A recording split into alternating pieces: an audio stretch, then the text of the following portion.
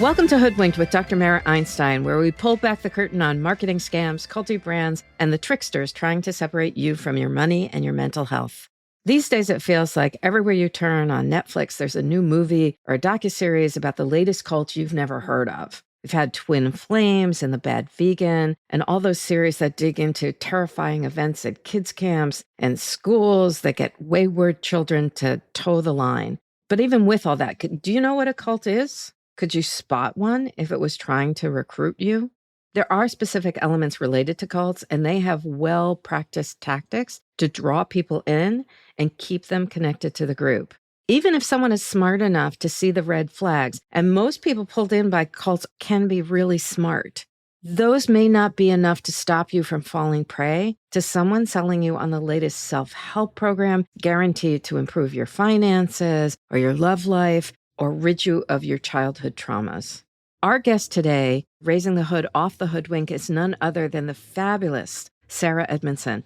Sarah is a Canadian actress and voiceover artist who has starred in multiple TV series and more than a dozen films. Her whistleblower story following her departure from personal and professional development company NXIVM is told in her memoir, Scarred, and critically acclaimed HBO documentary series on NXIVM, The Vow. And I'm sure many of our listeners know her as the co-host of A Little Bit Culty, which explores the fads, beliefs, and trends that blur the line between devotion and dysfunction to help people understand, heal from, and avoid abusive situations. Welcome one of my newest cult world friends, Sarah Edmondson.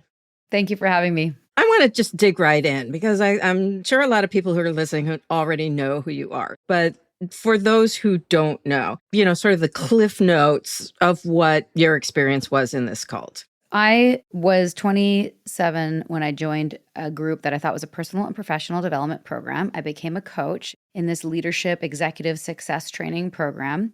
This was my life for 12 years. It was really wonderful at a time. It was my community. It was my livelihood, something that gave me great joy to work on myself, to evolve and be a better person and help other people do the same with this like-minded group of ethical humanitarians trying to evolve our limiting beliefs.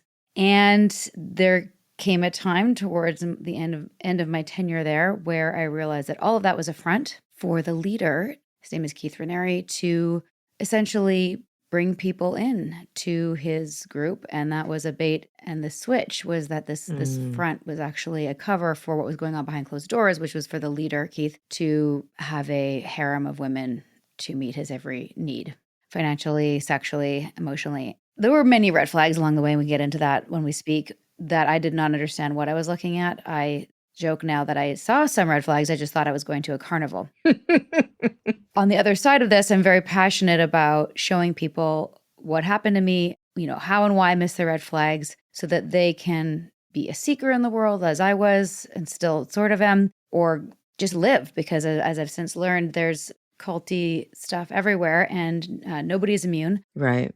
I became a whistleblower with my husband and a group of others and exposed Keith and his leadership. He went to jail for 120 years after a 6-week trial, 4-hour deliberation. 4 hours? Was that really all it was? Yes, 4-hour deliberation. I wasn't there, but that's what I was told. Wow. Now we have a podcast about cults, and I wrote a memoir about my experience called Scarred. I have since had this removed. This was a brand which we can cover loosely. That was sort of what woke me up. I was supposed to get a tattoo as a part of initiation into a sorority. It turned out to be a brand. And finding out that the symbol was not a delicate image of the 4 elements. It was Keith Raniere's initials and a cryptic monogram on my body. And that's what ultimately made me realize that I was actually in a cult and not a personal development program. Wow. So that's the short version. How was that? I did it in 2 minutes. That was great. Because I'm sitting thinking about, I watched The Vow. I probably watched every documentary series that came out about NXIVM. I mean, that's what led me to write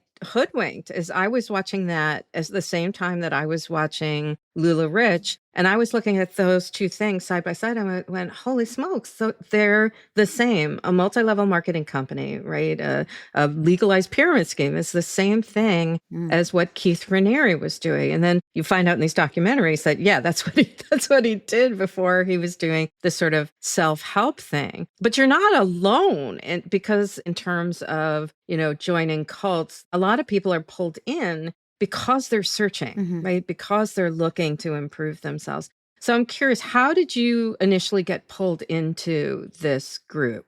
So I was a very kind of a cliche of myself, a waitress, actress, living in a basement suite. I definitely was looking. I was looking for community. I was looking for purpose, more meaning. I was very open. I was a seeker. I was reading Celestine Prophecy and The Artist's Way, and all of these things really set me up for success. Right, right.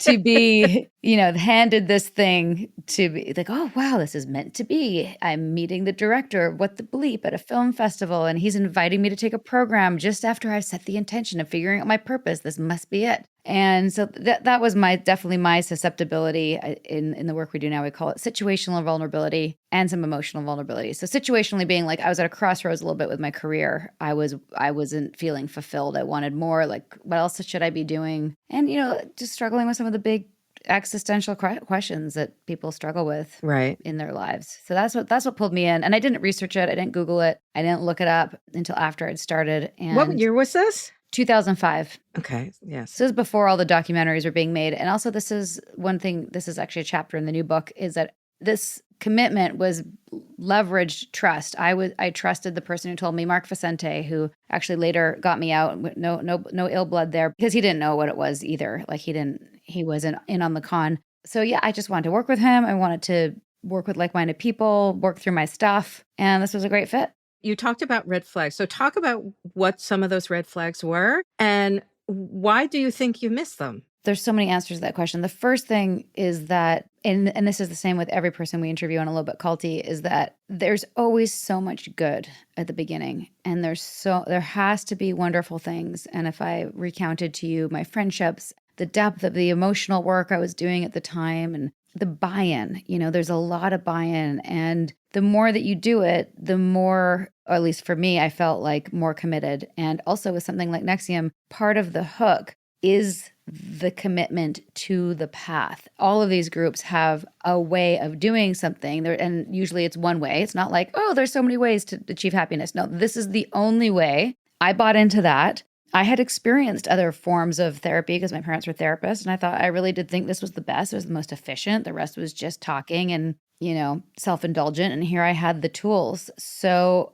I was also invested emotionally and financially. So the more as time goes by, I became like a center owner. I paid rent for a space. I had an admin team. It became my life, and that made the buy-in even more and made it harder to leave. But especially with people who were like, "Oh, you're in a cult or you're in something weird." I'm like, "Yeah, well, you don't get it. Like, you're not in it." And I understand why you'd think that, because things look weird, and I understood why they thought that. But I also thought that if they took a training, they'd really like it. And in fact, most of the time when that happened, that's what happened. People would be like, "This is incredible," if they just took a 5-day. It gets, the weird stuff came later. It's so amazing to listen to you talk about your experience because it's so textbook. And I don't mean that in a demeaning way at all. It is. No, it's totally textbook. It's not original.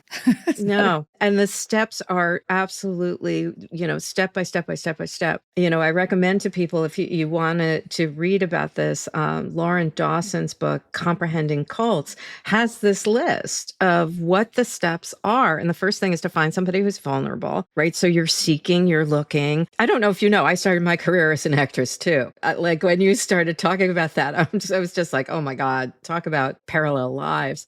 But you asked me, what were some of the red flags that I missed at the beginning? So let me answer that. I think what's really important for people to know is that our leadership, or the people that was teaching my first 5-day, were very good at, and I later was trained to do the same thing, have people feel comfortable. They've been invited, but everyone feels nervous. Like, you feel nervous when you're starting a new group or new therapy or whatever. You're like, what is this? Who are these people? What's with their power suits? And there was this vibe of like, you're here to grow. You paid a lot of money. You are committed to your growth. Everyone's like, oh, yes, yes, yes. And you're getting people to agree. And they would say things like, wouldn't you agree that all successful people are aware of their limitations? And you're going to hit up against your limitations, and that's going to feel uncomfortable, of course. So when you feel uncomfortable, you have the urge to bolt or to flirt or to snack or to smoke or, shove a bag of potato chips in your mouth. We ask you to stay and to work through that because, you paid good money. Let's work through it. So it was very gentle like that. But the downside to that is that if I felt uncomfortable with something that I saw, like, okay, this is the leader of the curriculum. His name's Keith.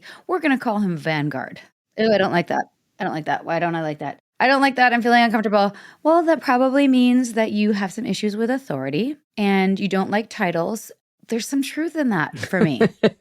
I do have some issues with authority. Or, okay, now we have to wear these sashes around our neck that symbolize your growth in the company, like martial arts. Mm-hmm. I don't like that. I feel uncomfortable. I don't want to wear this. Okay, well, that probably means you have some issues with measurement and you don't like to really be measured and tested and go to the next level. Totally true. I hated swim classes. I never got to the next level. I quit karate after a week. Okay. All right. So all of these things that I felt uncomfortable with, I was telling myself, well, that's just because I have some things to look at.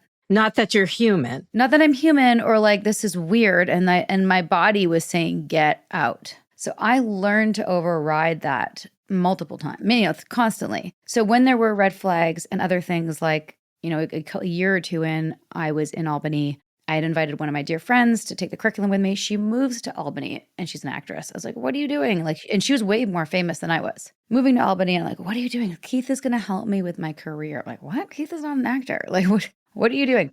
Oh, Keith is just helping me with some things. I'm like, are they having sex? No. They can't be having sex. So I'm gaslighting myself. They can't be having sex. A, we're not allowed to have sex with the students as coaches. B, he's a therapist. That's like wildly inappropriate. C, I think he looks like a troll. Gross, right? So there's all these things that I dismiss. Oh, and number 5, we had been told from day one he was celibate. Well, isn't that fascinating? So what they did is they create the situation where you're not going to look for that. Right. You're not going to look for him to be having sex with people because they've told you that he's celibate. So obviously, people talk about the bookshelf, right? And cognitive dissonance. And as people start to see more and more, as you say, red flags, or they pile more and more books on the shelf, and the shelf begins to break. And for you, that was the branding. That was the final straw. But there were many things on my shelf. The only other time that I had a really strong, what they would have called reaction, and it's kind of a long story, I'll try to summarize it, but there was a time a year before I left where I got to the green sash level. I worked through my limitations on measurement and I got to the green sash. Is green the top? It wasn't the top, but it was the highest rank of people that existed at the time. There was more to get to. And even within the green sash, did I get a stripe? I don't think I got a stripe. I can't remember if I got a stripe or not. But I've clearly blocked this out. But there was 1 stripe, 2 stripe, 3 stripe, 4 stripe. So like 4 stripe, green sash. Senior proctor would be higher rank than me, even within the ranks. But there was 1 blue who'd retired and 2 purples who'd passed away, which is a whole other red flag of really aggressive cancers. I think they were poisoned, separate podcast. Wow. So green was quite high up. Anyway, there was these meetings we'd have every Vanguard week. I haven't told this story in a long time. Bear with me. Part of the thing that kept people motivated was to get to the next ranks. This is the same as MLMs, right? So like green at sash, emerald, sapphire, diamond, Amway bullshit, right? Of course. All of those things had an incentive. So like before I could get paid, I had to get to orange sash. There was very specific things you had to do for each sash and each stripe. And it was like in a document. Mm-hmm. You had to, like, for example, to get to proctor, you had to grow 2 of the people that you had enrolled into coaches. Oh, so that's very MLM-y. Very MLM-y. Oh, but we weren't an MLM because MLMs are unethical. So that means because Keith started it, it's not an MLM because he's ethical. Right. Anyway, so separate thing. So we had to do all these things and very specific, very challenging things. Like, for example, there was one woman, Nancy's other daughter, who could not get to proctor. She was almost proctor when I started. And then I passed her because I was an enrolling machine. Not something I'm proud of, just something I'm good at. She wasn't. She was way more skilled at the tech and the tools than I was. She couldn't get to proctor because she needed 1 enrollment. She needed to bring 1 person into the community, but she just couldn't. Partly because it's such an insular community. She'd have to go and find someone from college or go meet a new friend out in the world. But she was so in NXIVM, it was hard to do that. Anyway, I was trying to help her one day at this meeting where we're going to say who are the people that are going to get promoted to the next level in front of the whole organization. And it's a big deal. Lauren comes in, Nancy's other daughter, and goes, guess what? Michelle finally has her next enrollment so she can get to proctor. And we're like, yay! I've been helping Michelle. I want her to get to proctor. We all want her to get to proctor. It'd be great for the organization. And then Lauren says, the only thing is we don't have it on paper yet. Now, in the world of this that I lived in here, you had to get the person's application, like a credit card, and their signature is the application. Otherwise, it's just a verbal. Of course. And then we're like, wait, you don't have it yet? She's like, well, it's just a verbal, but Keith said it's good enough and we can promote her. And I was like, what? Like as a field trainer, which I was, and a salesperson, which I was, in the role that I had, this was like, this would never happen. Mm-hmm. I second guessed it. I challenged her on this. I'd never done this. And I got pounced on. I'm being suppressive. I'm anti-tribute. Sometimes Keith makes decisions and we don't always understand why, and who are we to question that, because there's all things like, basically I'm not smart enough to know why he would be letting this happen. There's other things going on that I don't even know about. And I was just torn up inside because it was so wrong. Right. And there were other people that like weren't getting promoted for other silly things. Like they hadn't finished this one assignment who also deserved to be. And I was just like, I was just mad. I was so mad. And the way that they treated me was, that was one of the things that was on the shelf that was really heavy. Even after you have gone that far into this organization, because you had to get that far in order to be able to get the green sash, that you still are in touch with that part of you about what you think is right and what you think is wrong. And I think that speaks to the fact that the vast majority of people get out of cults. They don't stay. That thinking in terms of being able to ultimately tap into that thing of who you are and what you believe and what your sense of fairness. And that's going to be different for everybody. For you, it was a sense of fairness. For other people, it might be, it's just a step too far because of something else, right? Yeah. The step too far ultimately was putting Keith's initials on my body. But like, and this is in the new book as well, like Nippy and I didn't even realize how low our morale was already because of things like that. At the same time, I was fully committed. I thought I was going to be an NXIVM for my whole life. So a lot of things going on at the same time. So you were there, you were with your husband, and you had this very public breaking away from this organization. So do you think it was harder or easier for you because your husband was in it with you? And did he decide to leave after you, or did you both do it together? Or how did that come about? I figured things out like 12 hours before him. And only because Mark and I had this conversation where he had me sign an NDA because he was leaving and he wouldn't tell me unless I signed an NDA. And then once he told me what he had started to put together, he was in Albany. I was in Vancouver. I was in it, but I was also like kind of away from the craziness of it. And he was like, there's a group, seems to be some kind of secret women's group, and there's people involved and they're getting assignments. He didn't know I was in it. And some people have been getting an assignment that has sex related, like sex with Keith. And I was like, what? First of all, like Keith is celibate, right? Now he's not celibate and I'm involved in this thing. So I somehow feel comfortable enough to tell him about my branding because I'm under an NDA, which doesn't make any sense, but I trust him. And I do trust him. And he's a good man and was not involved in all this other shady stuff. So I tell him, and then I ask him to tell Nippy because I can't bring myself to tell him. And also because I still am afraid that if I break my vow of secrecy, Mm-hmm. but Mark can tell him and then I'll be less in trouble or something. And so Mark tells him, luckily Nippy really got it right away. And he really wasn't like, why'd you get branded or anything? He was just like, wow, okay, this is fucked. Like they marked my wife, we're out. Good for him. He's been my rock through this. So in answer to your question, I'm really grateful I had him. And I feel like it made things a lot easier because I was living with somebody who understood what I was going through. And we were together through the worst time of our lives. In some ways, it may have been hard because we were, still in the bubble a little bit. Like there were times where he'd say something and I'd be like, is that really what you think? Or is that like NXIVM talk? Like what? Yeah. You know what I mean? Like we were still I'm like, I don't know if I really think that. Like, and that's largely what our therapy has been about, like dissecting even just normal communication with couples. Like I need this right now. In NXIVM, you weren't really allowed to have needs. Like if I said, I need you to X, the response in NXIVM would be like, why do you need that? What's missing for you that you think you need that from me? Go get an EM. So we had to untangle a lot of garbage, bullshit, indoctrination that we both had for years. So it's like an EM, like with Scientology, they have the audio meters or the auto meters or whatever, and you put your hand, it's the same idea. The goal I think is the same. In Scientology, Get Clear. In EM and NXIVM was to evolve a reaction, a stimulus response reaction. So let's say like every time somebody gives me feedback, I get defensive, or every time I have to ask for what I want, I get scared, like a pattern that you want to evolve. And so then someone would spend about an hour with you and you figure out what's the childhood belief system that is in place that causes you to feel like scared, or what's the meaning around the thing that's making you reactive? And then you'd pull that apart, you'd fill in data. This is NXIVM terms, fill in data so that the thing didn't trigger you. It's kind of, from what I understand, there are methodologies out there in the therapy world that are very similar to an EM. So it's not something that he made up. Yeah, because you're looking at what triggers you, but if they're ultimately doing it, and from what I know and what I know about cults is learning what people's pain points are so that you can then, push those when you want people to get back in line. Exactly. For me, as someone who learned how to do it, I love doing it because people would come to me with this thing like that happened with one of their parents. And then we'd talk about it. And by the end, I'd be like, well, what if you knew that meant that she actually did love you? And then they'd be like, they'd cry, and then they'd call me like, I finally healed this thing with my mom. And it was very meaningful. Like, I was basically doing therapy with people.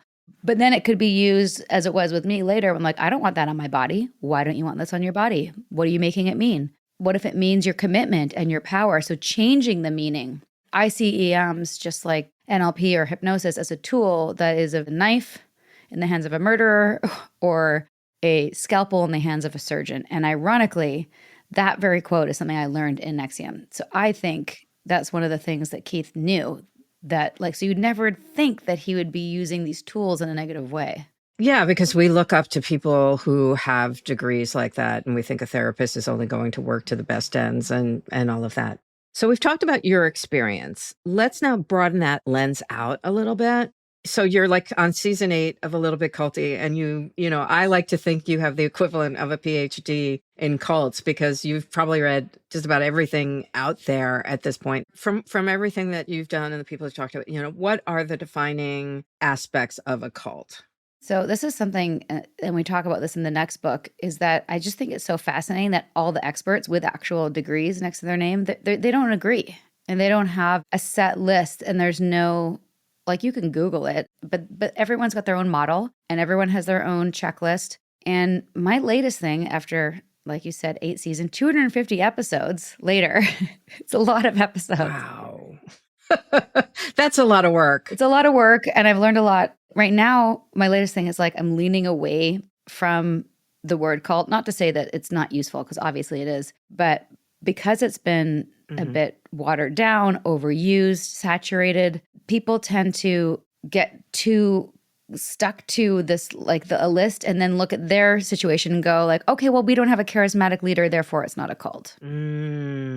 So I tend to look at, you've got to pull back, pull the lens, pull the perspective back and look at all the things that the group is doing. So we've chosen a few key things to make our own sort of list that we think is really important, knowing that it doesn't really matter if it hits all the things. It's is this group healthy for you? And are you being exploited? Because that's really what the main kind of crux of it is. And actually, in writing the book, I had to really get down to it, because you can pull up from any of these checklists and go, is it doing this? Is there a leader? Are you allowed to question? Is there transparency? What happens when you leave or whatever?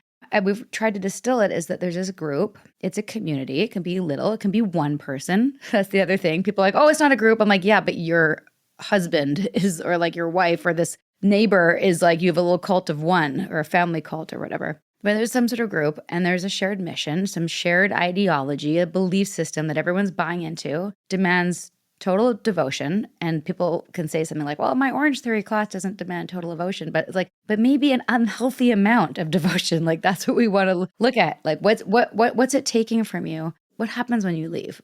Do people shun you? Are you still part of the group? Are you excommunicated?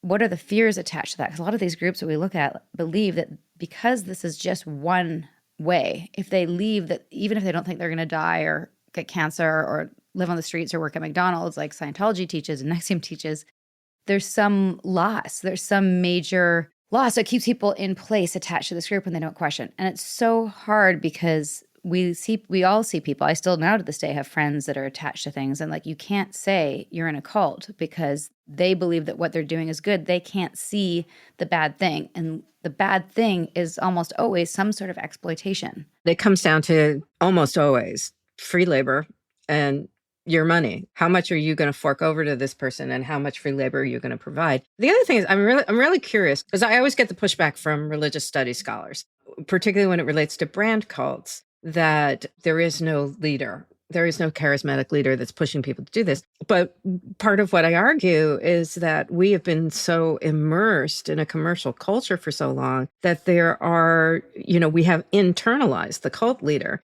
And the example that I like to use for this more than anything else is in terms of weight loss. If anybody's had a quote unquote weight problem and had to diet or exercise over the course of their lives, they know, like you're in Weight Watchers, you know exactly how many points you're allowed to eat. You know how many calories you're supposed to have. You know how many hours of the day you need to work out. So you're doing that to yourself. It doesn't need to be external. And what's fascinating now with GLP-1s is one of the things that people talk about so much is this idea of the food noise has gone away. And I think that food noise is really the cult leader has finally been silenced. So we're not constantly thinking about, what is the next meal I'm going to have and what am I allowed to have and all of that sort of thing. So I see that in terms of weight loss. Are there other examples that you have? I'd love to hear other examples that don't have a leader. Well, I think probably the strongest one is QAnon. There isn't a figurehead for QAnon. Good example. Yeah. Even things like a lot of the fitness crazes, Soul Cycle, Orange Theory, those don't have a leader. But I do think that those use the teachers as the charisma, as the charisma honey. Like we did an episode about Soul Cycle, and I didn't know that they specifically hired people who have that, Riz, as the kids say these days, right? Like that's, so you want something that people can aspire to be like. So even though there's a leader of the whole thing, there's people on stage that people are looking up to. I'm not sure exactly how you're going to answer this, but what kind of people get pulled into cults? Well, as you said earlier, and I do tend to agree that anybody can be. And I think it's more about right place, right time. And there is certainly a stereotype of the weak-minded, vulnerable, weak person. But truthfully, as a cult recruiter, I was not looking for vulnerable people. I was looking for bright lights. I was looking for people who had great energy, who were hard workers, who had a good network, people who had similar values to me. Now, if that was the same kind of person that Keith was looking for, I don't know. Right? He didn't recruit me. Somebody else recruited me and brought me in, and they were really excited when I joined. Because every time I came to curriculum in Albany, I brought like 8 actresses with me.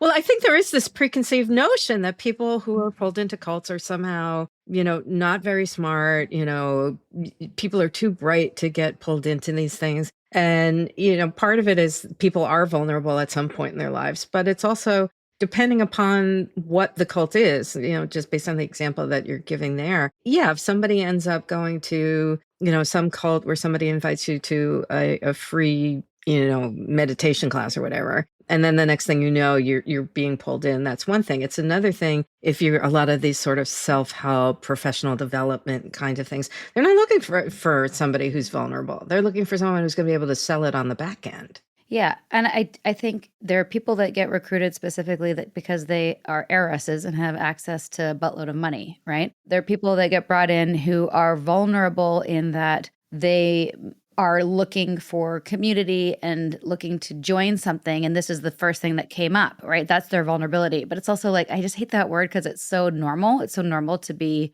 looking for community and looking for belonging. And then someone says, hey, we're doing check out this church service, or we're having a potluck. And they're like, oh, great, I'm invited. Nice. I feel so included. Are they weak? No, they're just, they're new. They're in a new town and they want to meet some people. The same thing happened to me here in Atlanta. I'm here to make friends. And of course, my radar is up and, I'm very careful. But if someone didn't have that information, which leads me to me, yes, whatever. I'm a smart, intellectually person. Was I naive? Yes. Did I have cult education? No. Was I trusting somebody and missed a lot of red flags? Of course. Was I susceptible? Yes. Was I vulnerable? Yes. But it doesn't really matter. I think the point that I've had to come to terms with is there were so many things that I was going for. So many things that were appealing to me. Even when I got there, I felt immediately special and got a bunch of gold stars and got a bunch of attention, and that felt really great. Is there a difference between political cults versus religious cults versus consumer cults? Or are we talking about the same sort of trajectory when we talk about all of those things? I think really they're the exact same template. 250 episodes in, I'm like, well, that's the same same structure. First they isolated you, then they made you dependent, and then they love bombed you, and then they, it's all the same shit. And there was a time at the beginning where I was like, oh, MLMs are really culty or cult-like, and now I'm like, oh, it's just a cult. It actually is full on a cult. Not, and that's changed. Like I even think in the last 4 years since we started, the language around that's changed, and books like yours have changed that understanding. Why do you think there's this heightened fascination with cults right now? There's a couple things going on. COVID, when people became more alone, that made people more apt to join. And at the same time, there were so many documentaries which made people apt to learn. So I don't have the numbers on like where the scales ended up, but something like The Vow, I think, and of course there's many others. There's so many other great documentaries about cults. I just think that The Vow is specifically pretty groundbreaking in terms of showing people how it happens. There's so many salacious documentaries like, this guy is so gross and he did this and that. So no sympathy, and no, just make everybody look like idiots. Like there's documentaries where they show, especially what happened in NXIVM, where it's just like, they don't show what the hook was. They don't show how great it was at first. So it just looks like we're like, oh, Keith, you're so smart. And like, we want to be in your harem and brand me, please. Like, no, it's not how it happened. Things like The Vow have allowed people to go, oh, wow, that could happen to me. And that it gives people some armor.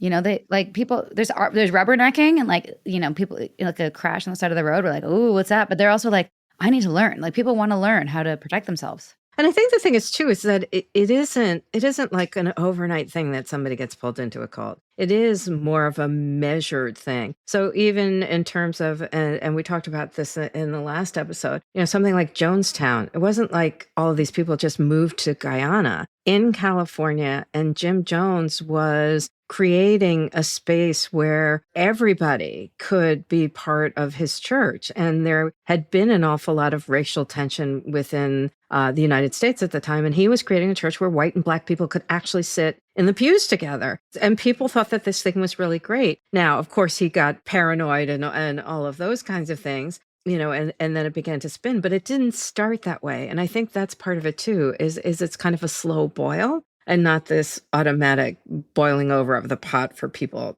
So from the guests that you've had on, what are some of the stories that stuck with you as really great examples of, this is something to look for, this is what somebody else went through that helped them to see, oh, this is a cult? This is such a cop-out, but every story of every person we have on, I learn something from and glean like a nugget, which is actually what our next book is all the nuggets from all our guests that we tried to put into a book to give to other survivors. Because when survivors get out, there's so many books and podcasts and documentaries, and like, I don't want to say listen to 250 episodes, and like, I can give you this book and sort of sum it up for you.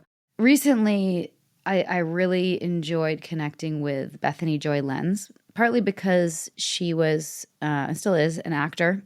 And she joined a Bible study group to help her deepen her relationship with God that turned into something very culty. And it was very difficult to read because she had similar acting goals as I had, and saw her, turn them down in the name of her growth. Like this biblical group that she had was like a Bible version of NXIVM. And I was like, oh, don't do that, please, don't do that. So it was hard to read, but it was also, every time I connect with somebody like that, I just feel less alone. Even though I know that intelligent people join cults and blah, blah, blah, it's still, there's always some level of like, that was a really stupid decision. So I feel less stupid and less alone, and just like, okay, there's other people like me who've gone through it. And it's just, I still love community. I still have this little community of cult survivors. Another aspect of cults is that people tend to leave a cult and then join another cult. Oh, yeah. Cult hoppers. Cult hoppers. So can you talk about those a little bit? What kept you from joining another cult? Or did you join another cult? I hope I didn't join another cult. I definitely have skirted around other cults. I'd say that, and this is one of the chapters, we call it the cult-shaped hole in your heart. I definitely felt that and wanted to fill it. The thing that I found myself filling it with was that I got really excited when this was actually happened in New York. I was doing a big interview for Cults and Extreme Beliefs on A&E, and I met a bunch of other cult survivors from a JW, oh God, what's called the Yellow Deli, all these ex-members of different things. And Yanya Lalich, she's a, cult expert, and she was the expert on the show. And we went for dinner afterwards, and I was like, this is it. Like I felt very mission oriented, very driven. Like, we're gonna do this and we're gonna do that. And like so that's what I think I get caught up in. Like, in obviously my podcast is not a cult, but it's sort of like that filled the hole. The mission of taking down NXIVM was just as ferocious for me as the mission of building NXIVM. So I just had to be careful of like, what am I doing? And just keep asking myself, like, what am I doing this for? What am I getting out of it? Not saying yes to everything, which is sort of how I got in trouble in the first place. Oh, that's another thing, by the way, in terms of my susceptibility. I'm a yes person. I'm a people pleaser. So it was very difficult for me to say no to things, which made me a great, obedient, loyal member of NXIVM. What advice would you give anyone who finds himself in a cult and wants to get out? Well, there's 2 entire chapters based on those questions in the next book. One chapter is about leaving and how to exit, and one's about how to heal. How I left is not going to be how everyone can leave. I was not in a compound. Right. But we employed the media. We used the New York Times to get the attention of the authorities, and that was really helpful. But there's all these other things. Like, if you're in a compound, you've got to get out of the compound. And that requires a plan and all sorts of things that are in the book, like legal support, documenting abuses, things like that. So there's like the exiting and the actual like logistics of that and getting your life back and getting a driver's license in some case. Yeah. Yeah. And then there's the healing journey. And that was actually the chapter I was most excited to write, because I feel like I learned a lot from my guests, but also really committed to heal so that I wouldn't cult hop again, and that I wouldn't join something that was unhealthy for me, and that I could pass that on to other people. And the healing journey is very similar to healing from any other type of trauma that you need to, get your life back. And or similar to, we're coming out of a domestic violence situation. How do you regain your autonomy? How do you be comfortable in your own skin? How do you heal PTSD or CPTSD? The quote that sticks with me was from Evan Rachel Wood, and she was in a cult of one with Marilyn Manson.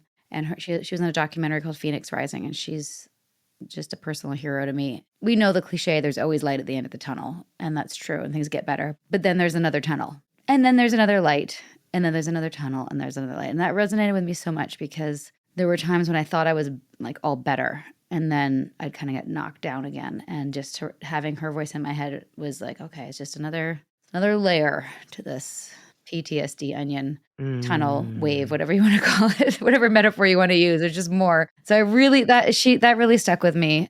This was wonderful. Is there anything else that you want to get across that I did not ask you?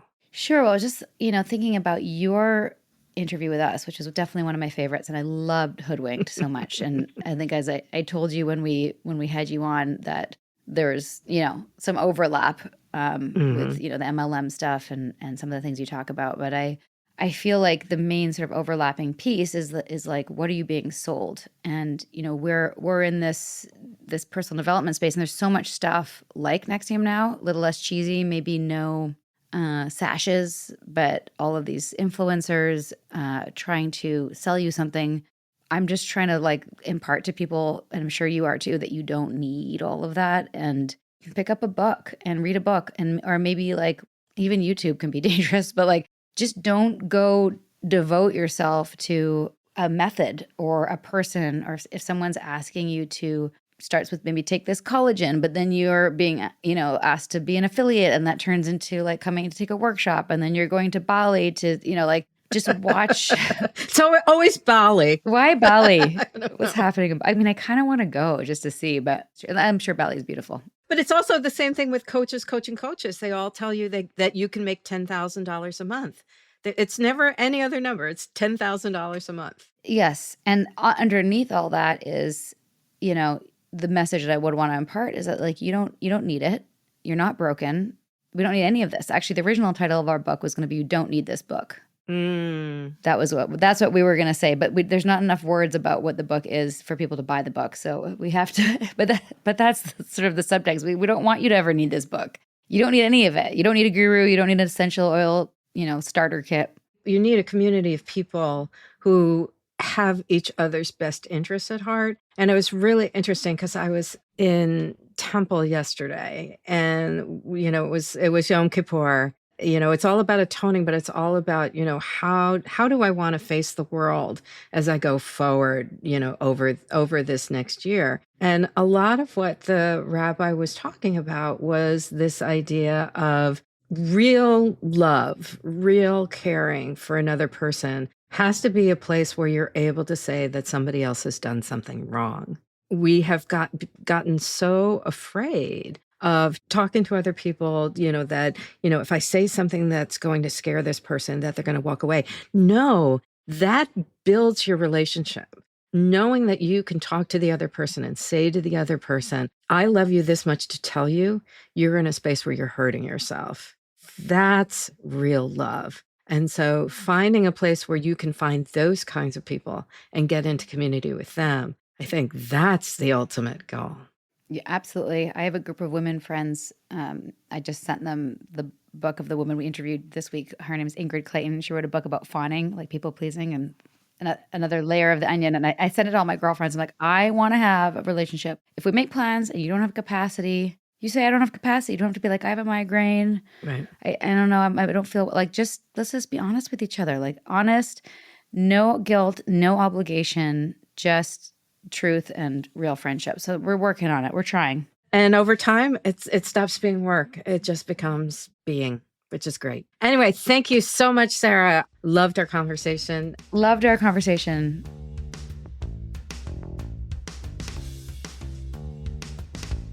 I hope we helped you dispel some of the myths of cults, especially the most tenacious one. I would never get pulled into a cult. The truth is we all could be. I am grateful to Sarah for expanding our idea of what cults are. They don't have to have a cult leader, and there can, in fact, be a cult of one. Has this conversation changed your ideas about what cults are? Let me know. Drop me an email at drmaraeinstein.com. Subscribe to Hoodwinked with Dr. Mara Einstein on your favorite podcast app for new episodes every other Tuesday. You can follow me, Dr. Mara Einstein, on TikTok, Instagram, YouTube, and Threads at Dr. Mara Einstein. You can pick up a copy of my book, Hoodwinked, How Marketers Use the Same Tactics as Cults, and please do, wherever you buy your books. Hoodwinked is produced by Multitude. Our lead producer and editor is Bren Frederick. Thanks to Kayla Einstein for our cover art and Mark Langer for our theme music.